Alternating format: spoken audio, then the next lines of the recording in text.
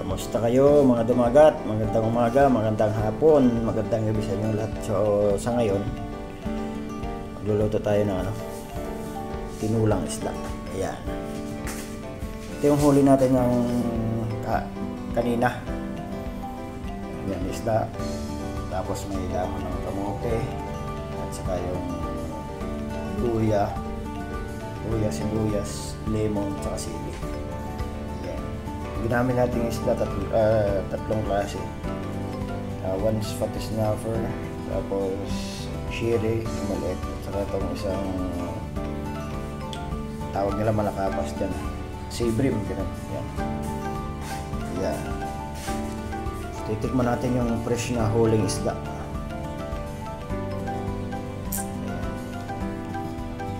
Actually, sa pagluluto, hindi ako masyadong sa pagluluto.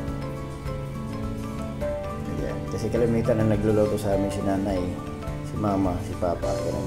So ngayon, siyempre nagsusulo ka na sa buhay, malayo, kailangan matutunan lahat. Ayan, so, sarap niyan, bagong huli. So gawin natin, pakulo tayo ng tubig, tapos paglagay yan, nilagay ko na yung kamatis dyan. Yan, papakuluan muna natin yan. Tapos lagay na natin yung sunod yung luya. Lagyan na natin yung luya. Wala po siya kumuloy. Ayan.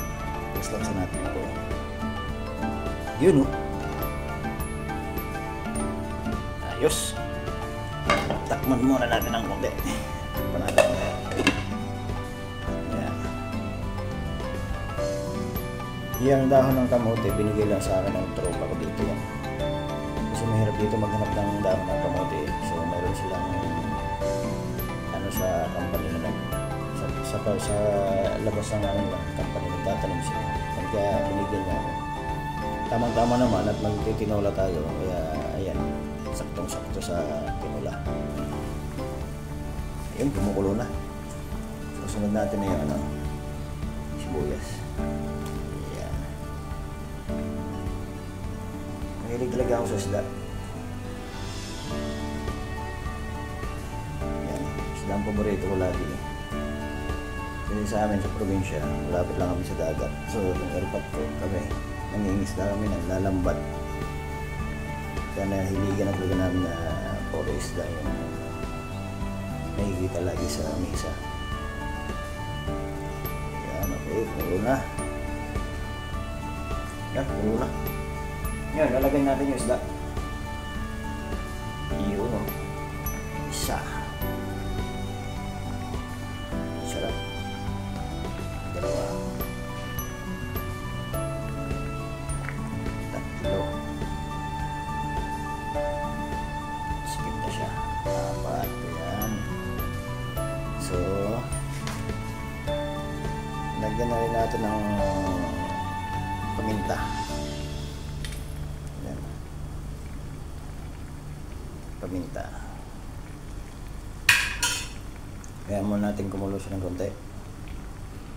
Takpan ulit natin. Tapos salt, lagyan natin ng konti asin. Ayan. Salt natin. Yan, tapos takpan na natin ang gulay. Yun dahon ng kamote. Medyo marami lang tingnan yan, pero pag naluto, kontin lang. Actually, paborito ko yung yung mga dahon-dahon sa kagaya ng dahon ng kamote, dahon ng kalabasa, dahon ng palaya. Ayan. Yun kumukulo na. Takpan ulit natin ng konti. Daming dahon. Sarap yan. Yan na, luto na. Tsaka natin lalagyan ng limon. Ayan. 2 limon nilagay ko dyan Yung pampasim natin, limon.